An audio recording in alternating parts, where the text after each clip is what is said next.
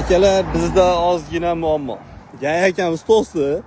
Hozir nima deyapti? Bir qator ko'rsatib ol mashinani deyapti. Danki, hamma joyida xudo xolasa. Tursun yaqinchiga barg'a o'sdi, bir ko'rsatib ol motorlarni.